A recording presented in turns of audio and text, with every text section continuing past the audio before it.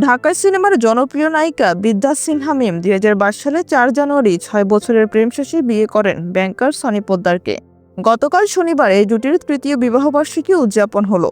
ভালোবাসার ১ দশক এবং বিবাহিত জীবনের ৩ বছর পূর্ণ করে এই দিনটি স্মরণীয় করে রেখেছেন মিম ও সনি। অন্যান্য বছরের তুলনায় এবারের বার্ষিকীতে তেমন জাঁকজমক না থাকলেও ভালোবাসার কমতি ছিল না। নিজের ভেরিফাইড ফেসবুক পেজে মিম স্বামীর সঙ্গে কিছু স্মরণীয় মুহূর্তের ছবি শেয়ার করেন। তিনি লিখেছেন, শুভ বার্ষিকী, বিয়ের ৩ বছর এবং ভালোবাসার ১ দশক। এটি একটি সুন্দর যাত্রা। একটি রিল ভিডিওতেও মিম জামদানি শাড়ি পরে সনি পোদ্দারের সঙ্গে গান গাইতে এবং মজার খুনসুটিতে দেখা যায়। স্বামী স্ত্রীর এ দৃশ্য মুগ্ধ করেছে তাদের ভক্তদের। ভিডিওটির মন্তব্যের ঘরে একজন লিখেছেন, একদম মাইন্ড ব্লোয়িং, আপনাদের জন্য শুভকামনা, এভাবেই ভালো থাকুন, সুস্থ থাকুন। এর আগে প্রথম বিবাহবার্ষিকীতে মিম এক আবেগঘন স্ট্যাটাসে লিখেছিলেন, চোখের পলকে কেটে গেল বিয়ের ১ বছর, যদিও ৮ বছরের ভালোবাসা, কিন্তু মনে হয় এই তো সেদিন মাত্র দেখা হলো। আমি তোমাকে অসংখ্যবার ভালোবেসেছি, তাও তোমার সঙ্গে কাটানো প্রতিটা মুহূর্ত আমার কাছে প্রথমের মতোই লাগে।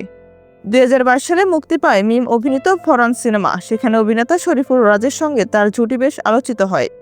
এই সিনেমার জনপ্রিয়তা ফেরিয়ে যায় বছরের অনেক সিনেমাকেই। পরবর্তীতে তাদের অভিনীত দামাল সিনেমাটিও প্রশংসা কুড়ায়।